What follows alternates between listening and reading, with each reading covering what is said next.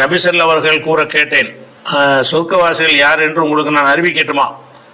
அவர்கள் பலவீனமானவர்கள், பணிவானவர்கள். அவர்கள் அல்லாவின் மேல் ஆணையிட்டு கூறுவார்களானால் அல்லாஹ் அதை நிறைவேற்றி வைப்பான்.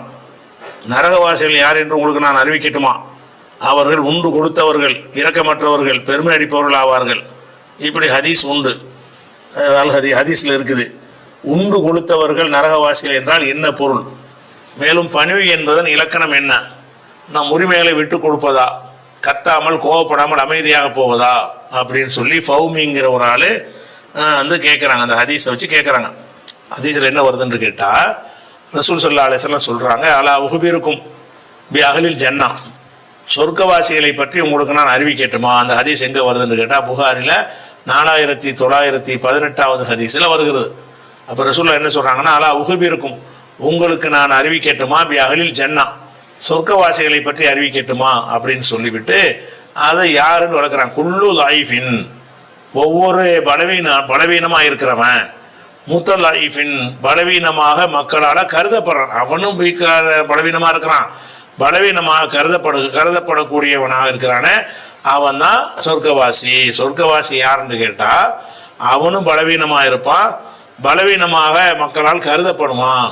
அதாவது சமூகத்தில் எந்த ஒரு அந்தஸ்தும் அவனுக்கு இருக்காது.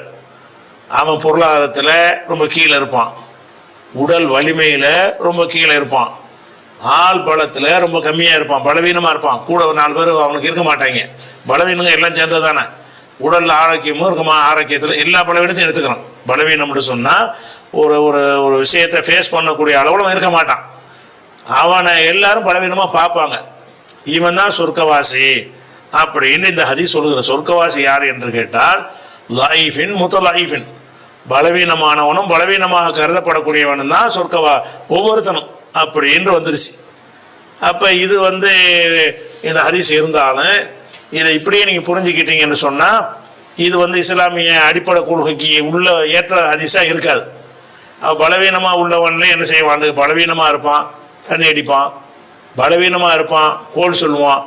இவனுக்கு எதிர்த்து ஒன்றும் செய்ய இயலாத தவிர எல்லா ஊம குசுமும் பண்ணுவாங்க பலவீனமான ஆளுங்க.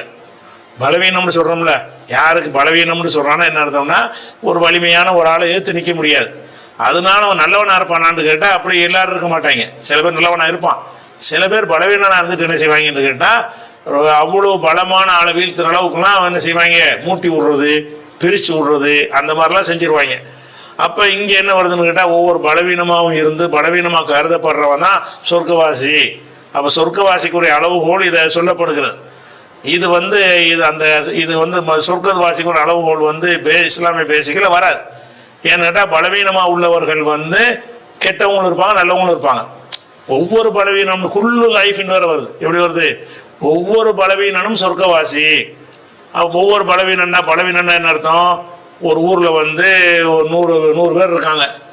ஒரு 75 பேர் கொஞ்சம் 50 பேர் பணக்காரனாக இருப்பான், ஒரு 25 பேர் நடுத்தர ஒரு நிலையில் இருப்பான், ஒரு 25 பேர் ஏழையாக இருப்பான்னு வைங்க. இவன்லாம் சொர்க்கத்துக்கு போயிடுவான். அப்படி தானே வருது? அந்த மாதிரி ஆயிரும். அதில் ஒரு 75 பேர் கொஞ்சம் வாட்ட சட்டமாக திரகாத்தமாக இருப்பாங்க, ஒரு 25 பேர் கொஞ்சம் பலவீனமாக இருப்பாங்க. அதனால அவன் சொர்க்கத்துக்கு போயிடுவான். அப்போ ஒவ்வொரு பலவீனனும் சொர்க்கத்துக்கு போயிடுவான் அப்படிங்கிற மாதிரி என்ன செய்கிறது, அது வருகிறது. அப்போ இந்த கருத்து நம்ம சிந்திச்சு பார்த்தோம்னா நடைமுறை உண்மைக்கு இது மாற்றமாக இருக்குது. ஹதீஸில் வரத்தான் செய்கிறது. நடைமுறை உண்மையில் பலவீனமாக இருக்கிறவதுக்கு சொர்க்கத்துக்கு என்ன சம்பந்தம் இருக்குது? பலவீனர்களாக இருப்பவர்கள் இப்படி பலமாக இருந்து வலிமையாக இருக்கக்கூடிய சுலைமான் நபி மாதிரி வலிமையாக இருக்கிற ஆட்களும் நல்லடியார்களாக இருப்பாங்க. பெரிய பணக்காரனாக இருந்து வாரி வாரி அப்துல் ரஹ்மான் இப்னு அவுஃப் மாதிரி, சாத் இப்னு அபி வக்காஸ் மாதிரி வாரி வாரி வழங்கக்கூடியவர்களும் இருப்பாங்க, பலமான ஆட்கள்ல இருப்பாங்க. பலமானவர் பலவீனமானவர்ங்கிறதை வைத்து கொண்டு சொர்க்க நரகம் தீர்மானிக்கப்படுமானா தீர்மானிக்கப்படாது. இஸ்லாமிய அடிப்படை அதுதான். எதை வச்சு? ஈமான அமலு தான். ஈமான் அமலை கொண்டு தான் சொர்க்க நரகம் தீர்மானிக்கப்படுமே தவிர பலவீனமாக இருக்கிற ஒவ்வொருத்தனும் சொர்க்கவாசி அப்படிங்கிறது ரசூலுல்லாஹ் சொல்லியிருப்பாங்களான்னா சொன்னதாக தான் அதில் வருது. அப்படின்னா நம்ம கண்ணு முன்னாடி பார்க்குறோம் பலவீனர்களாக இருக்கிறவர்களே மகா கெட்டவன்லாம் இருப்பாங்க. பலமாக இருக்கிறவனாச்சு நேருக்கு நேரம் ஏதாவது செஞ்சுட்டு போயிடுவான். இந்த குசும்பு பண்ணுறாங்கலாம் யார் செய்வாங்கன்னா பலவீனம் தான். நேரம் நின்று முடியாட்டு என்ன செய்வான், அந்த குசும்பு வேலை பார்த்து என்ன செய்வானா கருத்து விட்டு போயிடுவாங்க. அண்ணன் தம்பியை பிரிச்சுருவாங்க, பொண்டாட்டி புருஷனுக்கு மத்தியில் பிரித்து விட்ருவாங்க, பலவிதமான வேலைகளை செஞ்சு விட்ருவாங்க. யார் பலவீனமாக உள்ள ஆளுக்க. அது மாதிரி இந்த சதி பண்ணுறது, இந்த வேலையெல்லாம் பலவீனர்கள்ட்ட இருக்குது. அதுக்கான எல்லா பலவீனரும் நான் சொல்ல வரல, பலவீனர்களில் இப்படி இருப்பாங்களா இல்லையா? அப்போ ஒருத்தன் பலவீனமாக இருக்கிறவனில் வந்து நல்லவனும் இருக்கிறான் கெட்டவனும் இருக்கிறான்னு கண்ணுக்கு முன்னாடி தெரிகிறது. அது போக வந்து சொர்க்கவாசி நம்ம அறிந்து கொள்ள இயலாது. பல அடிப்படைக்கு இந்த ஹதீஸ் மாத்தமா இருக்குது. ரசூல் ஸல்லல்லாஹு அலைஹி வஸல்லம் வந்து அந்த உஸ்மான் இப்னு மலூன் என்ற ஒரு சஹாபி வந்து ஆரம்ப கால ஒரு முஸ்லீம் ஹிஜ்ரத் பண்ணி வந்து மதீனாவில் இறந்துருவார்.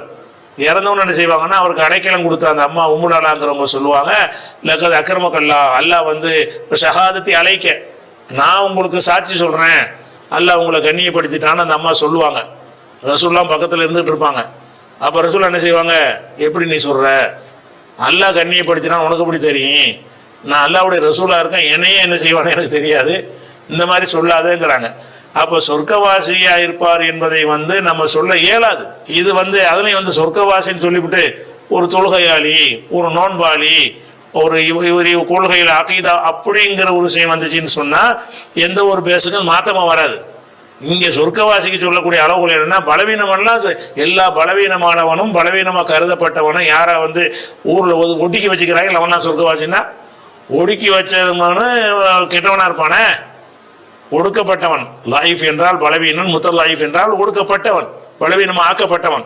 அவனும் பலவீனமாக இருந்து மக்களாலும் பலவீனமா ஆக்கப்பட்ட எல்லாரும் சொர்க்கவாசி அப்படின்னு சொன்னீர்கள் என்று சொன்னா, இது யாரோ ஒருத்தன் பாதிக்கப்பட்ட ஒருத்தன் வந்து என்ன செய்யறான், அவனை சொர்க்கவாசின்னு ஆக்குறதுக்காக வேண்டி ஒரு நுழைக்கப்பட்டதா இருக்குமோன்னு தான் சந்தேகம் வருது. ஏன்னு கேட்டா, இந்த சொர்க்கவாசின்னு சொல்றாங்க ரசூல் என்ன செய்வாங்க, சொர்க்கவாசின்னா தொழுகிறவன், நோன்பு வைக்கிறவன், தான தர்மத்தை அள்ளி கொடுக்குறவன், ஒரு இபாதத்துகளோட அல்லது அகீதாவோட ஒரு முடிச்சு போட்டு சொன்னாங்கன்னு சொன்னா அது சொர்க்கத்துக்கு உள்ள காரியம் தானே. அதை வச்சு அல்லாஹ் ஏற்றுக்கொண்டால் சொர்க்கத்துக்கு போவான்னு சொல்லிட்டு போயிடலாம். இதுல பலவீனமா இருக்கிறது, பலவீனமா கருதப்படுறது அவனுடைய அமலே கிடையாது. நான் ஒரு வீக் பலவீனமா இருந்தானா என்னுடைய இதா, நான் ஒரு ஏழையா இருக்கேன், நானாவை தேர்ந்தெடுத்துக்கிட்டேன், அல்லாஹ் என்னை இப்படி ஆக்கிவிட்டான். நான் ஒரு ஊனம் உள்ளவனா இருக்கிறேன், அது பலவீனம், இது நானாவா ஆக்கிட்டேன், அல்லாஹ் அப்படி ஆக்கிவிட்டான். அப்ப என்னுடைய ரோல் அதுல ஒண்ணுமே இல்லை, இதுக்கு என்ன சொர்க்கவாசி ஆகுறது? அப்ப சொர்க்கவாசி ஆகுறதுக்கு இதை சொல்லக்கூடிய விஷயத்தை பார்த்தீங்கன்னு சொன்னா, அது வந்து சொர்க்கவாசியை கண்டுபிடிக்க இயலாதுங்கிற ஒரு பேசிக் ஒன்று இருக்குல்ல. எத்தனை பேர் வந்து சொர்க்கவாசின்னு நினைக்கப்படுறவங்களாம் நரகவாசியா இருப்பாங்கன்னா நம்ம அறிகிறோம். அப்படி இருக்கக்கூடிய நேரத்தில் சொர்க்கவாசி நான் உங்களுக்கு சொல்லி தரட்டுமான்ற சொல்ல வந்து முதல் சொல்லுவாங்களாங்கிறது ஒரு கேள்விக்குரியது. அப்படி சொன்னாலும் இது சொர்க்கவாசிக்குரிய தன்மை இல்லையே. பலவீனமா இருப்பது, பலவீனமா ஆக்கப்பட்டு இருப்பது வந்து அவனுடைய அமல் கிடையாது. அது அவன் அப்படி அல்லாதான் ஆக்கி வச்சிருக்கிறான். அப்படி ஆக்கி வச்சதுனால ஒரு சாலியான நல்லடியார் இருந்துருவாரா? நல்லடியார்களையும் பலவீனர்கள் இருப்பாங்க, மகா கெட்டவங்களையும் பலவீனர்கள் இருப்பாங்க, ரெண்டு பேரையும் இருப்பாங்க. அப்படியான ஒரு விஷயத்தை யார் சொல்லுவாங்கன்னு சிந்திச்சு பார்த்தோம்னு சொன்னா இஸ்லாத்தின் பல அடிப்படைகளை அது மாற்றுது. அடுத்து மூணாவது என்ன செய்யறாங்கன்னு கேட்டா, லவ் அக்குசம அலல்லாஹி லபர்ரஹு, அல்லாஹ் மேல ஒரு சத்தியம் பண்ணிட்டாருன்னு வைங்க, அதாவது அவர்கிட்ட காசே இல்லை, அல்லாஹ் மேல சத்தியமா 1000 ரூபாய் தர்றேன்னு சொல்லிட்டாரு. அல்லாஹ் நினைஞ்சிருவான்னு அந்த 1000 ரூபாய் கொடுத்து அவனை அந்த சத்தியத்தை நிறைவேற்ற செஞ்சிருவானான். அது சொர்க்கவாசிக்கு அடையாளம். லவ் அக்ஸம அலல்லாஹி லபர்ரஹு, அல்லாஹ் மேல ஒரு சத்தியம் செஞ்சாருன்னு சொன்னா அதை நிறைவேற்ற அல்லாஹ் உதவி செஞ்சிருவான். இப்படி 3 விஷயங்கள் சொல்லப்பட்டிருக்குது. இது வந்து சொர்க்கவாசிக்கு உரிய ஒரு அடையாளம் கிடையாது. நம்ம ஒரு சத்தியம் பண்றோம், சத்தியம் பண்ணா சக்தி இருந்தா நிறைவேற்ற போறோம். ரசூலுல்லாஹ்வே சத்தியம் பண்ணிட்டு நினைஞ்சிருக்காங்க, நிறைவேற்றாம முறிச்சிருக்கிறாங்க. வந்து மனைவியோட ஈலா பண்ணிட்டு நினைச்சிருக்காங்க, அதை முறிச்சிருக்கிறாங்க, 1 மாசத்துல அதை முறிச்சிருக்கிறாங்க. ஒட்டகத்துல உங்களை ஏற்றி அனுப்ப மாட்டேன்னு சத்தியம் பண்ணாங்க. அதுக்கப்புறம் ஒட்டகம் வந்தோன்னே அந்த சத்தியத்தை முறிச்சிட்டு என்ன செஞ்சாங்க, அது கொடுத்தாங்க. சத்தியத்தை நிறைவேற்றுறதுலாம் ஒரு பெரிய விஷயமா, நல்லடியாருக்கு அடையாளமா? அப்ப இந்த நல்ல சொர்க்கவாசிக்கு சொல்லக்கூடிய இந்த விஷயம் வந்து சொர்க்கவாசி மேற்றாவெல்லாம் இல்லை. எத்தனை கெட்டவன் சத்தியம் பண்ணி கரெக்டா சத்தியம் சொன்னபடி நிறைவேற்றிடுவான், எத்தனை நல்லவனா இருப்பான், சத்தியம் செஞ்சபடி அவனுக்கு செய்ய முடியாம போயிடும். அப்ப இந்த 3 தன்மையில சொல்லப்படுது சொர்க்கவாசிக்கு. பலவீனம் ஆக்கப்பட்டவன், அடுத்து வந்து சொன்ன சத்தியத்தை அல்லாஹ்வுடைய உதவியை கொண்டு நிறைவேற்றுறவன் அப்படின்னு இருக்குல்ல. இதுல 3மே வந்து சொர்க்கவாசிக்கு உரிய ஒரு விஷயமே கிடையாது. சொர்க்கவாசிலையும் இருப்பாங்க, சொர்க்கவாசி இல்லாதவங்க அப்படி இருப்பாங்க, அது ஒரு விஷயமாச்சா. அடுத்து நரகவாசியை உங்களுக்கு காட்டி தரட்டுமா அப்படின்னு சொல்றாங்க. அதுல என்ன வருதுன்னு கேட்டா வந்து ஒன்று வந்து பெருமை அடிக்கிறவன், அது வாச்சு இங்கே பெருமைன்னு வருது. நரகத்துக்குரிய ஒரு அடையாளம் தான் பெருமைங்கிறது. நரகத்துக்குரிய அடையாளம். ரசூலுல்லாஹ் அணிஞ்சிருக்கிறாங்க, யாருடைய உள்ளத்தில் வந்து கடுகளவுக்கு பெருமை இருக்கிறதோ அவன் வந்து சொர்க்கம் செல்ல மாட்டான். முஸ்லீமில் வருகிறது, உலா எதுகுல் ஜன்னத் ஆகுதும் ஃபீ கல்பிஹி மிஸ்காலு ஹப்பத்தி ஹர்தலி மின் கிப்ரியா. பெருமையில் ஒரு அணு அளவுக்கு ஒருத்தனுடைய உள்ளத்தில் இருக்கும் என்று சொன்னால் அவன் வந்து சொர்க்கம் போக மாட்டான்னு ஹதீஸ் இருக்குது. அந்த நரகவாசிக்கு சொல்லக்கூடிய ஒரு விஷயம் ஓகே. அதில் நல்ல திங்கிற வேண்டிய வருது. நரகவாசிக்கு அடையாளம் நல்லா சாப்பிட்டு கொளுத்திருந்தா வந்து நரகவாசியா? உண்டு கொளுத்தவன் வருது. உண்டு கொளுத்தவன்கிறது ஒருத்தன் நல்லா கொளுத்தவனாக இருக்கிறது வந்து அவன் தேர்ந்தெடுக்கிறது கிடையாது. எத்தனை பேர் வந்துக்கிட்டு அந்த கொளுத்து போய் அதை உடம்பை குறைக்கிறதுக்கு படாத பாடுபட்டு தான் இருக்கிறான். சும்மா ஒரு கைப்பற்றி தான் சாப்பிடுவான். ஆள் இப்படி ஊதி போய் புசுன்னு இருப்பான். சட்டியாக சாப்பிடுவான், இப்படி இருப்பான். அப்போ கொளுத்து போய் இருக்கிறனால நரகவாசி அடையாளமா? அப்போ உண்பது இது ரொம்ப ரொம்ப தின்ன நரகவாசியா? ஒருத்தனுடைய சாப்பாடு அதிகமாக சாப்பிட்டா நரகவாசின்னு வருமா? அதிகமாக சாப்பிட்டதுனால அதிகமாக சதை போட்டால் நரகவாசின்னு வந்துருமா? ஆயிஷா நாயெல்லாம் நிறையா குண்டாக தான் இருப்பாங்க. அப்போ அதனால வந்துக்கிட்டு அவங்க நரகவாசி ஆயிடுவாங்களா? அப்போ நல்லா குண்டாயிட்டாங்கன்னா அதனால நரகவாசின்னு அப்படி சொல்ல முடியுமா? அப்போ இதில் பெருமைங்கிறது ஒன்று மட்டும் நரகவாசிக்குள்ள விஷயமா இருக்குது. குண்டா இருக்கிறதெல்லாம் சொல்லுவாங்களான்னா அந்த ஒட்டுமொத்த இந்த ஹதீஸம் என்னன்னு கேட்டால் இது வந்து ஏதோ ஒரு மிஸ்டேக்கான ஒரு செய்தியை தான் தெரியுது. இது சொர்க்கவாசிக்குரிய, அதுவும் சொர்க்கவாசியை நமக்கு அறிந்து கொள்ள இயலுமா? அதை சிந்திச்சு பார்க்கணும். அதனால இந்த ஹதீஸ் வந்து ஏற்கத்தக்க ஒரு விஷயமா தெரியல.